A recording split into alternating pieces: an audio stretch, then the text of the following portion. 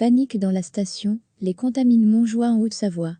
Ce petit village de 1200 habitants situé à côté du Mont Blanc et envahi par des milliers de touristes en pleine saison de ski, a dû évacuer à la hâte personnes, toutes de nationalité britannique, dans la nuit de vendredi à samedi afin de les hospitaliser.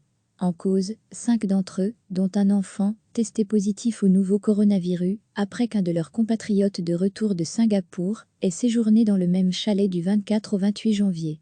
Pas de cordon sanitaire cependant, même dans le quartier du chalet où ils ont séjourné. Pas non plus de masques sur les visages dans la station, si ce n'est de ski. Si tous les gens se promènent avec des masques, vous imaginez la psychose. Commerçants et habitants tentent de rassurer les touristes après l'annonce de 5 cas de coronavirus chez des Britanniques ayant séjourné dans la station. On a beaucoup d'appels depuis ce matin, déclare Annick Roger, la directrice de l'Office du tourisme. Il y a déjà eu quelques annulations, les gens paniquent un peu, se demandent où ont pu aller les personnes contaminées, c'est normal, certains touristes font déjà demi-tour sur l'autoroute. C'est dommage que ça tombe maintenant.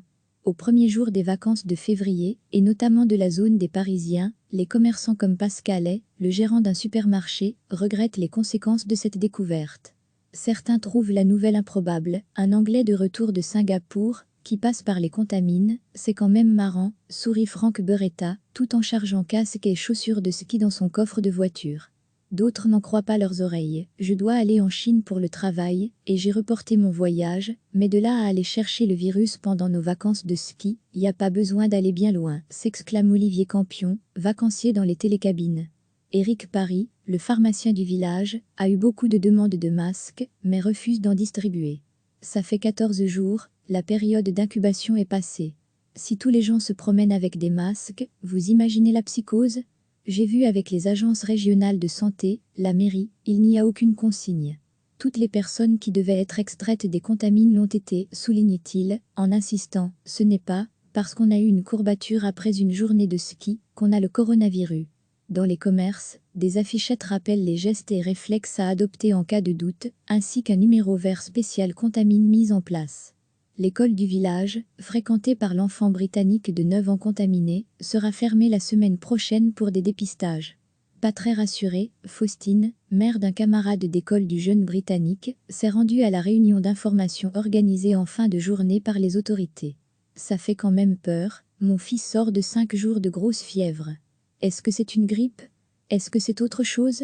On ne sait pas, s'inquiète la mère de famille, qui emmènera impérativement dimanche à 9 h son fils au centre de consultation mis en place par l'ART pour accueillir les enfants scolarisés dans la même école que le jeune malade, ainsi que les personnes qui ont des doutes.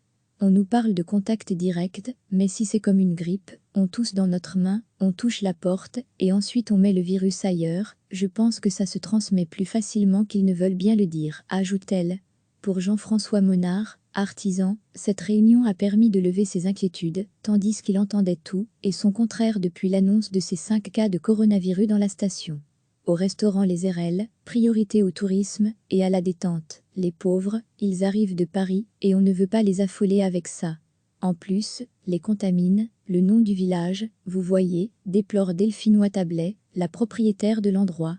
Sur la place du village, Alain Pris, un Gallois passe sa dernière journée de vacances avant de retourner au Royaume-Uni. Je suis presque content de repartir, rigole-t-il.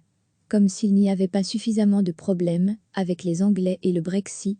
Pour d'autres, comme Laurent Genesley, un touriste parisien, ça ne changera rien à son programme de vacances. Il se dit même prêt à porter un masque de protection si ça peut permettre d'avoir moins de monde dans les télécabines. Recevez chaque matin l'essentiel de l'actualité.